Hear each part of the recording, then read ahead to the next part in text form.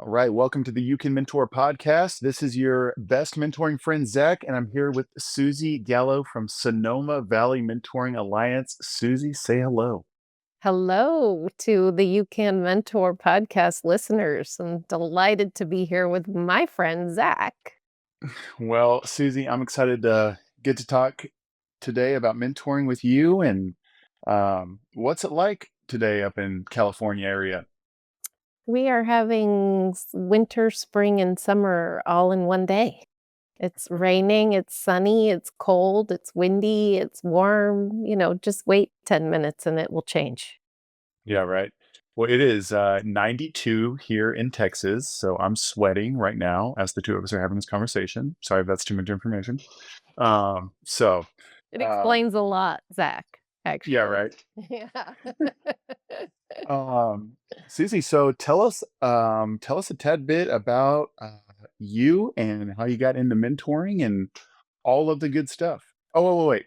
Before we start, before we start in on the questions, let's talk about how we met at the mentoring summit in Washington D.C. So I want to hear not from my point of view, but from your point of view.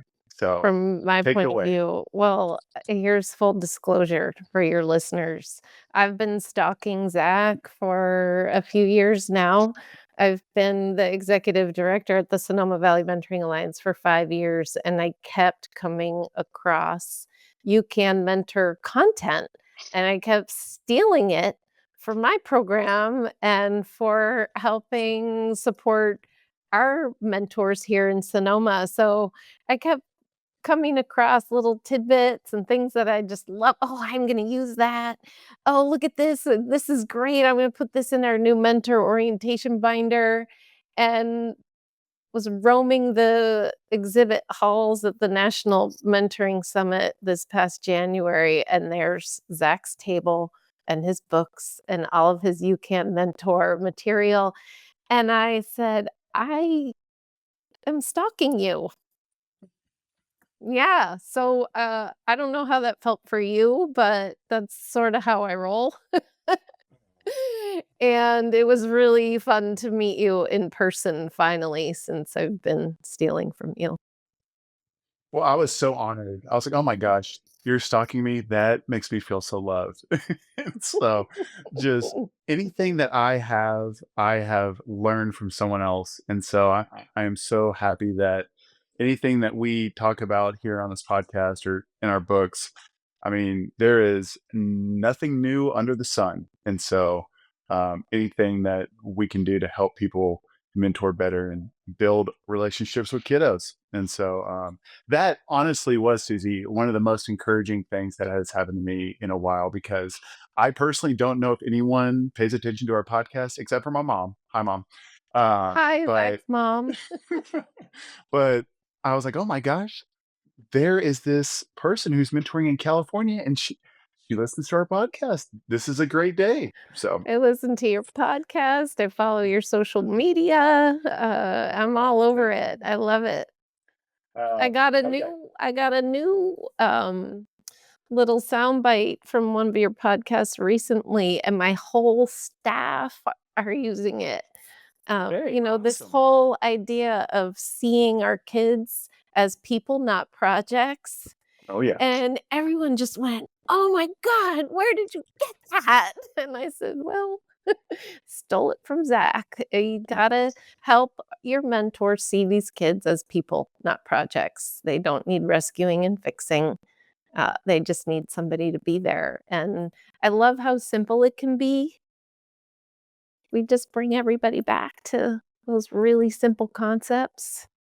And it's so fascinating, Susie, right? Because every kid's going through something different, and every kid has a totally different story. And so to actually see a kid and to once you encounter them, to be able to slow down and to be able to just think to yourself, huh, I wonder what this kid's going through today. And Mhm. I wonder what is going on uh, at at home. And I wonder what's going on at school. And just if you can empathize with them and put yourself in their shoes, I mean, being being a person is hard. Being a teenager or being a kid especially with some of the things that some of our kids have to face. I'm just like, man, how do they do it? And Right. so, if we can lead with uh, curiosity, sorry, instead of judgment or anything, Mhm. that is just going to be the best chance of success, in my opinion, honestly. I But I love that we speak the same language. We talk often about compassion before comprehension. And last night we have a monthly forum for our mentor volunteers. We have about 300 active matches currently. So every month we try to put together a forum on a different topic. And last night we had almost 50 mentors show up for what we call a let's talk on building healthy relationships and setting boundaries. And I know we could spend hours on that subject, but just the curiosity piece kept coming up. Like every instance is, well, be curious. Ask them what's on their mind. Ask them if they had a hard morning. Ask them what's going on at home. Ask them how you can be helpful and supportive. And it kind of reminds me of my favorite scene from the first season of Ted Lasso. Being a sports fan, I'm sure you know the scene I'm talking about where uh-huh. Jason Sudeikis is, wagered on the dart game, Yeah, and everybody thinks he's gonna lose, but nobody's asked him if he's played a lot of darts, and it's so fantastic because he nails it, and he, shocks the room, but I just think curiosity is so important in these mentoring relationships. yeah, 100%. Compassion before comprehension. I'm going to steal that from you. You So, can have it. I didn't invent it. You can have it. I might have stolen it uh, from you first. well, okay. So, tell us a tad bit about yourself and how you got into mentoring, and then just kind of um, paint a picture about Sonoma Valley and what you guys are up to. Got it. Well, like I said, I've been with the Sonoma Valley Mentoring Alliance now for almost 5 years, but I've lived in the Sonoma Valley for over 25. And this is a program that has been around now for almost 30 years. It is much loved by the community and it's really making a difference here. A lot of people listening they hear Sonoma Valley, they think, "Ooh, the wine tasting and the fancy restaurants and the beautiful hotels," but there's another side of Sonoma, and in our public schools, our kids are really struggling. Over 65% of our students are considered socioeconomically disadvantaged. They often are living in multi-generational housing situations, crowded, without adults who speak English in the home.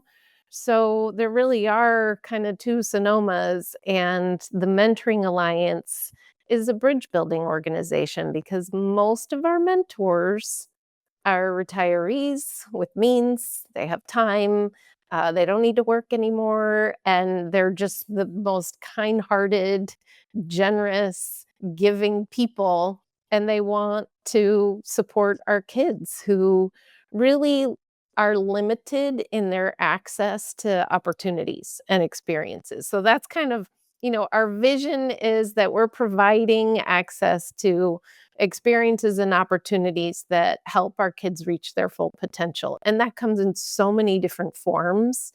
And how we do it is a long conversation, but it's all about building relationships and making sure our kids know that somebody really cares about them. And we do that by supporting their mentors. We do that by creating spaces on our school campuses that are welcoming and show that we care about them. And we do that by providing enrichment opportunities for them. And it can be something as simple as an art class or a culinary class, or recently I'm struck by this one.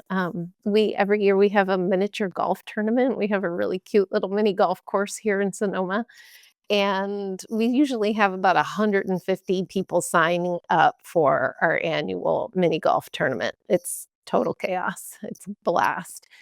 And 2 weeks ago, I interviewed all of our high school seniors who are applying for college scholarships with us. And I always love to ask them, like, what do you remember most about an experience you had with your mentor? And I did 18 interviews, and probably 15 of the kids said, oh, mini golf was my favorite program activity. And I go, what? Why? Like, what is it about mini golf that really resonated with you? And one of our guys, Chris, said to me, well, my family doesn't have time to take me to play mini golf. My family doesn't have the means to pay for all of us to go play miniature golf.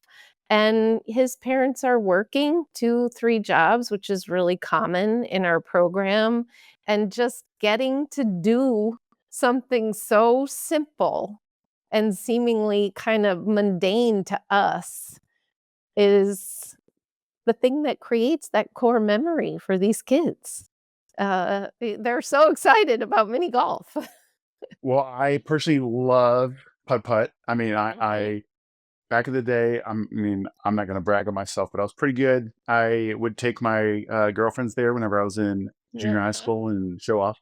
That was your But move, huh? oh, yeah, it's, "Hey, you, wanna come see me make a hole in one?" So that reminds me of the book, The Power of Moments by Heath, and just I think it's so important.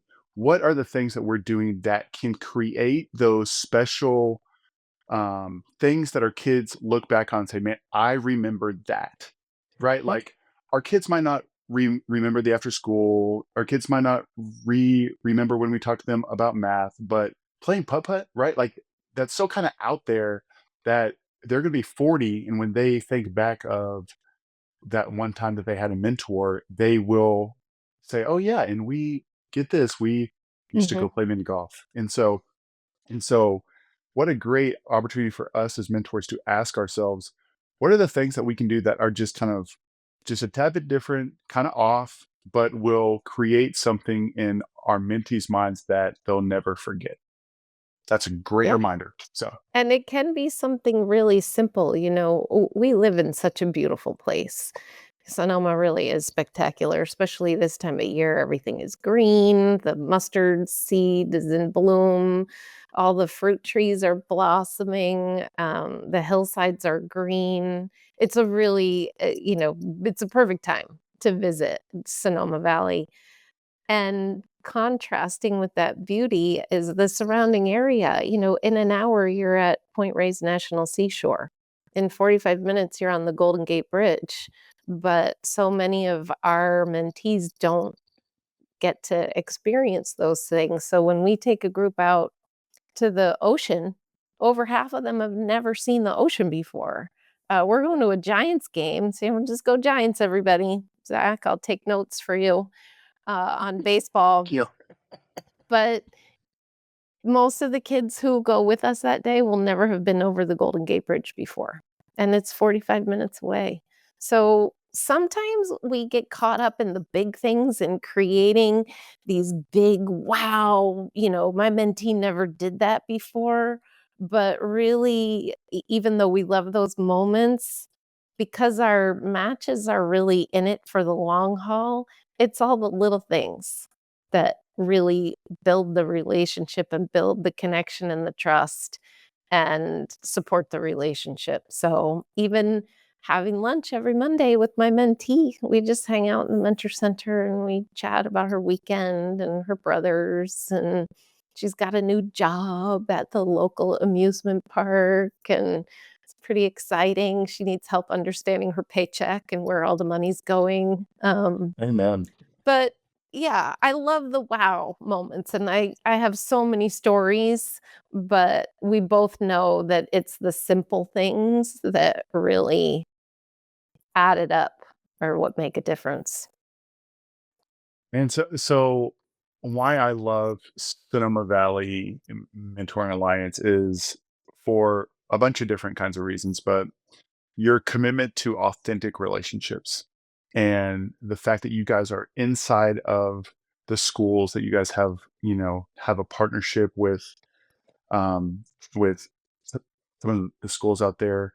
But more importantly, Susie, the intentionality with which you match mentors and mentees is really unlike anything that I've ever seen. So, can um, you just kind of share with us just how you set your mentors up for success so that they are coming in um, with the best chance possible to create an authentic relationship? I love that question because that's really at the core of what we do. We're recruiting volunteers from the community, people from all different backgrounds, all different walks of life, and they're just people who have generosity in their heart and want to help a kid get through their probably most difficult years. And so when they come into us, usually because they couldn't avoid me in the grocery store, that's where I get them. Hey, Zach, how come you haven't signed up to be a mentor yet? People see me coming and they run the other way. Oh god, she's either gonna ask me for a donation or she's gonna ask me to mentor, and both those things are true. So, um, our volunteers come in to us, and there's a pretty simple application, background checks, reference checks, all that stuff you all do. But where the rubber hits the road is during our 3-hour orientation, and we cover so much in that time period about letting go of expectations and relationship styles and program support. It's a little like drinking from a fire hose for our volunteers, which is why having staff at our school sites is so important to kind of reinforce all that messaging. um, Once they go to a school site to meet with the facilitator there, they have another interview, and it's digging deep. We want to talk about Zach. We want to talk about why Zach is here today, what's motivating him. Maybe what are your triggers? We had a mentor recently who grew up in a home with substance abuse and alcoholism, and we all know what that looks like, that and what that can do to a young person. And she came in saying, I want to support a mentee who's going through the same thing. And at the orientation, we were sort of, okay, if that's really what's making you tick here, we have that. We have kids coming from all different types of situations. But then she went out to meet with her facilitator and they started talking about it, and she realized that it would be so triggering for her to relive that through the eyes of a child that we changed course almost immediately. And so that getting to know you as a mentor and what motivates you and truthfully what you're not up for is a big part of the onboarding. So that conversation is crucial. And then the facilitators who run our school sites, they typically have a waiting list of, a dozen kids. And that's where the beauty happens because we get to say, okay, here we've got Zach, you know, and he loves sports and he loves his religion, he loves all these things about life, he's got kids. What child on our waiting list is gonna make the strongest connection with Zach? And that's where the magic really happens, and I don't get to do it. I'm a little jealous that I don't get to do it. I really have to stay in my lane. Um, but making that right match from the very beginning truly is often what that first step is so important, and it's often why our matches stay together as long as they do, because our facilitators are absolutely brilliant. They have incredible intuition and skills and expertise, and, they work their magic. So Your average match is 8 years, Mhm. 8 which years. is I mean, the average match lasts between, you know, a year and a half to, 2.5 years, and so Yeah. in our conversation that we had earlier, I wrote down 7 things that you guys do to support your mentors. And so I'm going to toss these out and you tell me just in one or two sentences, maybe more. You can do whatever you want to Okay. do here, Susie. But tell us about the mentor coaching team. Oh, yeah. So, I let me back up just a little bit for the 30,000-foot view. So, in our Sure. program, there's our admin team, there's 3 of us, and that's kind of the motherboard of the organization. That's where the day-to-day stuff is happening, just keeping the lights on. Then out in our school sites, we have our 7 facilitators who run those centers, and I call them, like, the boots on the ground. They're the face of the program. They're making the magic happen. Then there's our board of directors, and I call them our brain trust. Like, they're kinda back here strategizing, evaluating, just figuring out what's possible. And then there's this coaching team that you just mentioned, and I call them the glue. These are people who are retired social workers, LMFTs, former school administrators, and they're the ones who really provide the support for our staff, our mentors, and our mentees throughout the course of the relationship. So, first and foremost, we have what we colloquially call our Michael meeting. Michael comes in once a month, and we have kinda group problem solving with Michael. And it's great because we learn from each other, we share wisdom and grow in that space with his guidance, and it's huge. Then, sometimes mentoring is not that easy. Sometimes we'll have a kid who's in a particularly challenging situation, and we're not exactly sure the best way to support a child. And that's where the mentor can get one on one support from one of the LMFTs. And then we have a whole training program for our kids because they need to understand what their part in the relationship is. They don't know. They're getting a mentor and they're in 2nd grade and that sounds really great and it's gonna be so fun, but what's their part in the relationship and how do they have accountability and understand what it means? So there's a whole program that all of our mentees go through, once in elementary school and once in middle school, where they get to kinda review why they're in it and what their responsibility is. Now that's really awesome. Mhm. I don't know if I've heard that very often. We spend so much time training the mentors, "Hey, here's what you do, here's what you don't do." But to set the kid up for success, "Hey, here's what a good mentee does, here's what a good mentee says," or "Here's how to make the most out of this partnership, here's what you can expect from your mentor." That is just a great way, to set the relationship up for success. Yeah, It's great. it's also a really great vehicle for a child to communicate back with their mentor in a way that they may not be comfortable doing verbally, because at the end, they write their mentor a letter. And can I tell a story? Please. We have a mentor, her name is Eleanor, she's about 4 feet nothing. I think she's creeping up on 90 years old. She's mentoring a 6th grade girl, and they were matched when she was in kindergarten, and this woman, Eleanor, was crawling through the play structure, keeping up with this girl from day 1, and they're beautiful. Their relationship is amazing.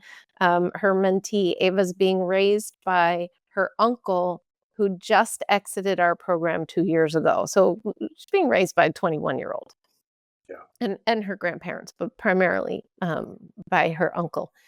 and they were off to a rip-roaring start, you know, it was all joy and rainbows and unicorns, and then Ava hit middle school. She got a little sulky and a little withdrawn. We've all seen the typical middle school kid kinda get a little angsty, and she's not sunshiny, she's not outwardly expressive, she doesn't show joy or gratitude, and her mentor is freaking out. I don't know what's going on with her. I don't know what the problem is. She doesn't say thank you. She doesn't even acknowledge me sometimes. Well, this little girl wrote her mentor a letter that I have sitting on my desk that will break you because her mentor's been so worried for so long about her. And in the letter, she writes, I love having you as a mentor, and I'm so thankful for our time together, even though I don't always show it on the outside. Mm, I yeah, and her mentor would have never gotten that letter if we didn't have this program mhm. structure in place, so And I think it's I know for me, I can get so caught up in my feelings and, oh, this kid's not respectful and this kid, no, don't, and I'm just like, man, I feel like with almost every kid that we mentor, if it's not that they're not thankful, it's not that they're not, super grateful, it's that they don't know how to communicate it. And they have their own stuff. And so, what a great idea to give them multiple avenues, right? Like, I'm I have a hard time having one-on-one conversations, and I'm an adult, I can't imagine how difficult it would be for a kid who's 12, but hey, like, here are the multiple ways to say what's on your heart to your mentor. You can write them, you can text them, you can do this, you can do that. I just think that that's really smart. So, yeah, it was pretty sweet. Um, that's super and cool. I don't get any credit for this because I didn't create any of it. I'm just sort of in the driver's seat right now. But Yeah. our founder is a woman named Kathy Witkowicki. She's my mentor, thankfully. And I just, every day, I'm thankful for how she put all the pieces together and responded in the moment to the feedback she was getting. And mentors were getting frustrated that they weren't feeling gratitude from their mentee. But we always go back to saying kind of things that we know what we mean, but our mentors don't necessarily know what we mean. And we all throw around, meet kids where they are, meet them where they're at. Well, what does that mean really in sort of a structural sense? And so we've started really talking about Maslow's hierarchy of needs. And I think in one of your podcasts I listened to recently, you talked about mentoring kids from hard places. And every single kid in our program is coming from a hard place. And on that hierarchy, a lot of them are barely getting their physiological needs met. They don't have access to food and shelter and good health care and safety. They don't feel they don't know where their next meal is coming from. They might get evicted. Right now, their parents could be deported at any minute. So it's really important for us to explain to our mentors what we mean and how they can best support their child. Like, don't expect your mentee to show love and belonging and self-esteem and connection to the community if their mom is making a choice between paying the rent and the electricity bill and groceries. Right. Yeah. Some of our kids have a tiny bit of a bigger issues to face. Yeah. So, um, but I mean, I think that all just goes back to the compassion before comprehension and truly setting our mentors up. Um, and yeah, just like speaking to the, hey, what do you expect here? Because here's what's probably the scenarios that you guys will face. And so that's a Yeah, great that's a great reminder, Susie. There's there's a couple more things here, and you talked about this earlier, but every month you have a Let's Talk forum. You have reminder kind of videos that you send out to your mentors. You have an alumni panel. I mean, all of those are things that haven't ever heard of before. So, do you think yeah. that you can just kind of talk about I'd that for love a second? to because last night we had our final Let's Talk of the school year, and we had almost 50 mentors show up out of 300, which maybe for some people doesn't sound like a lot, but normally we Yeah, have about that's awesome. 20. Yeah, no, that's So we were fantastic. feeling pretty good about ourselves last night that so many of our mentors really want to grow and learn and get resources. But that Let's Talk forum is a monthly occasion for mentors to come together and learn about a particular topic. So in the fall, we do Let's Talks on, the middle school brain and what's happening in there developmentally, what to expect when they get to high school with the bell schedule changes and the electives and the extracurriculars. And then we'll go around to our nonprofit partners. So in January, for example, we had all of our mentors go with us to another local nonprofit called the La Luz Center, and they provide a lot of support and direct services for our Latino population. So that was an opportunity for us to really get some guidance on how to approach this whole immigration thing. Where are the resources, what to do, what not to do, what the school district is asking families to do to get ready, documentation of assets and bank accounts and all of that sort of thing. So last night was about building healthy relationships and setting appropriate boundaries. And it was so great because we touched on so many different subjects, really driven by what the mentors were saying was hard for them. And, we're not an academic program, but somehow all of our mentors are caught up in their mentees' achievement academically. And so we get to take that opportunity to say, it is not your role as their mentor to nag them about their grades and studying for a test and getting their homework in on time.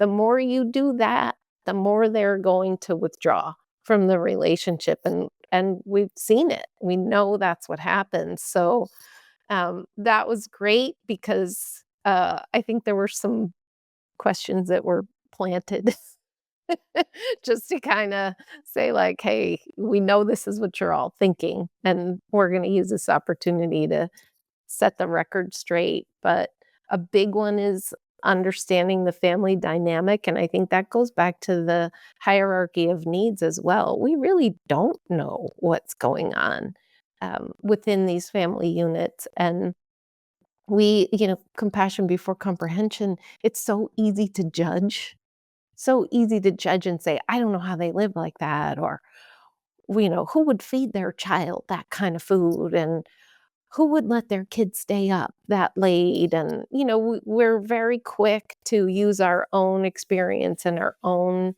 personal lives as a measure of what's good and what's right, and it's just not really helpful in any of these instances. Can I tell you another story?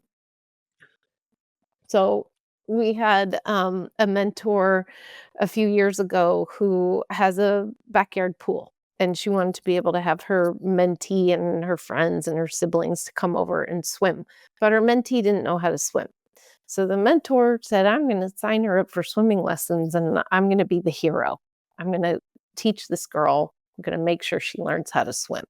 So it's a 5-day swim lesson series, and day 1, the mentor arrives at the girl's house to pick her up, and rings the doorbell thinking some parent's gonna appear and wanna talk to her and tell her how great she is, and she rang the doorbell and the door opened just wide enough for her mentee to kinda squeeze out, and then the door was closed right behind her, and the mentor kinda went like, "Whoa, what just happened there? No thank you, no eye contact, no acknowledgement of what I'm doing here," and that went on for the next few days to the point where the mentor just sat in her car and honked the horn and is sort of getting irritated. Like, is anybody gonna say thank you? I'm taking time out of my busy life to do this amazing thing. So it's now day 5, and the mentor's sitting outside in the house waiting for her mentee to come out, and her car window's down, and she feels a hand on her shoulder. And she turns, and it's her mentee's mom saying, "Gracias, gracias." So the mentor's feeling like, "Oh, well, of course, you're welcome. It's my pleasure," kind of thing. And thinking to herself, "Well, finally," right? They go to the swim lesson, drops her mentee off. Now she's water safe. She can come swim in her backyard pool. And the mentor goes home, and 2 minutes later, the phone rings, and it's her mentee saying, "My mom would like to invite you for dinner to say thank you for taking me to swimming lessons this week." I kinda get choked up when I tell this story.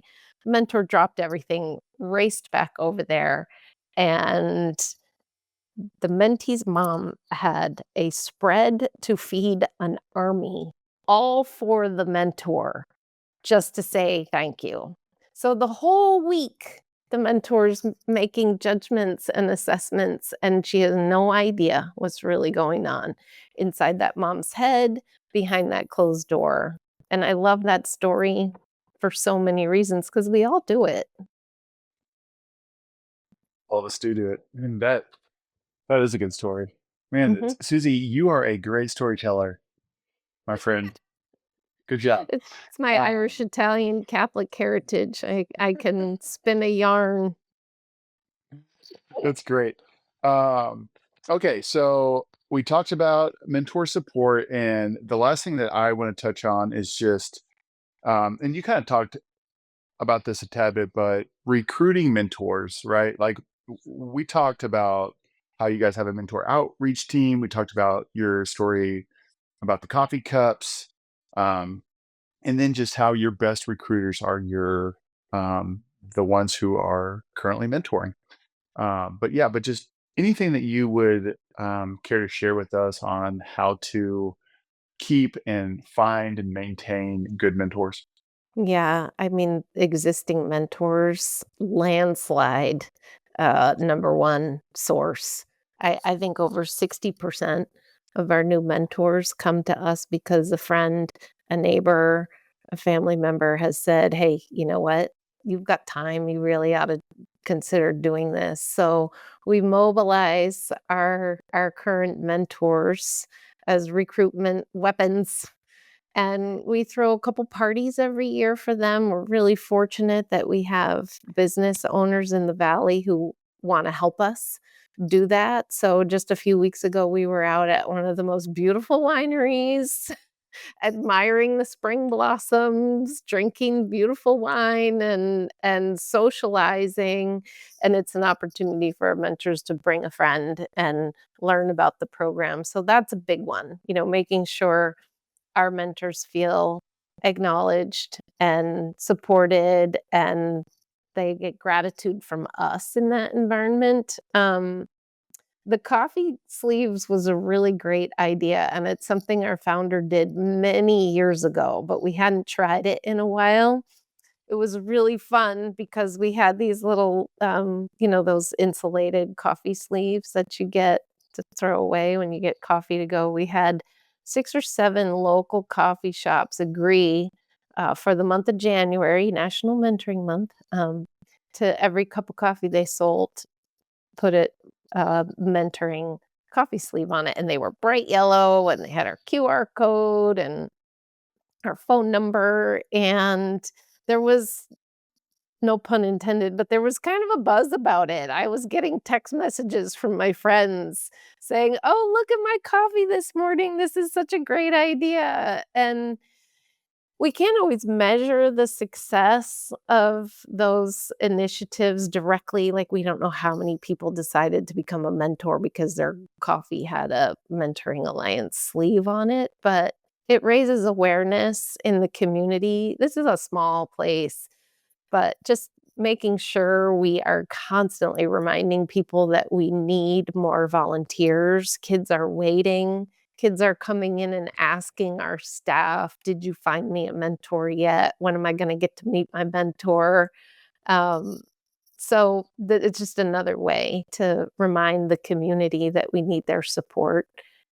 So those are big initiatives. Last year we had a contest for our mentors to see who could recruit the biggest number of mentors, and then we sent them out to lunch at a local restaurant with their mentee as a reward. That's awesome. So, just trying different things and keeping it fresh and never saying no to anything. Yeah. That's my motto.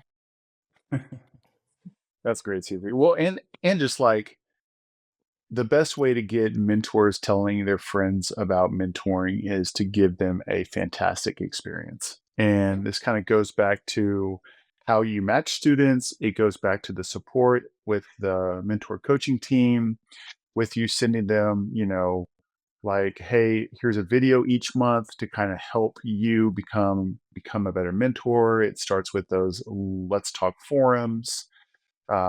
They feel like they're making a difference. They feel like they matter because you guys um, celebrate them through social kind of parties and things like that. And so, I mean, if you focus on equipping and encouraging the mentor and setting them up for success with the mentee, that's going to give them the best experience possible. And then they're going to want to go and share that with all of their buddies. So awesome work. Absolutely. And it takes Um, time.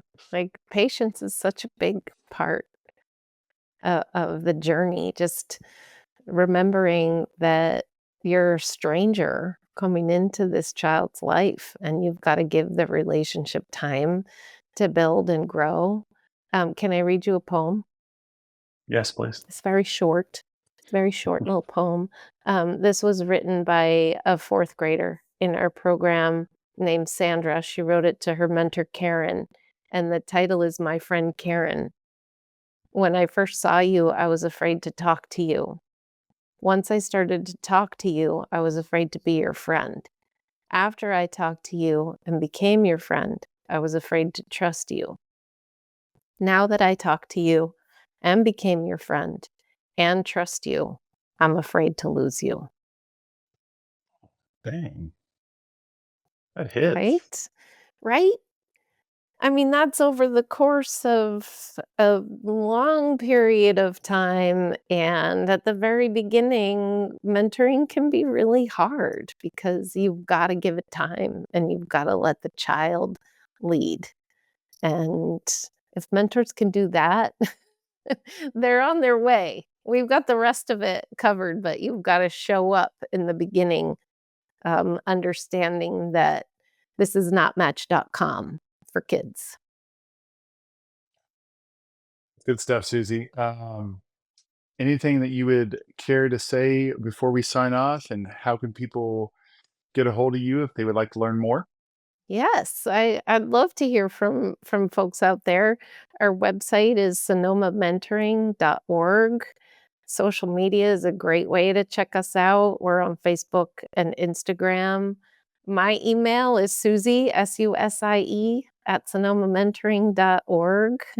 Feel free to email me, and I'm happy to share any resources we have in our program. But truthfully, your listeners are already doing what needs to be done to kind of equip themselves for supporting kids.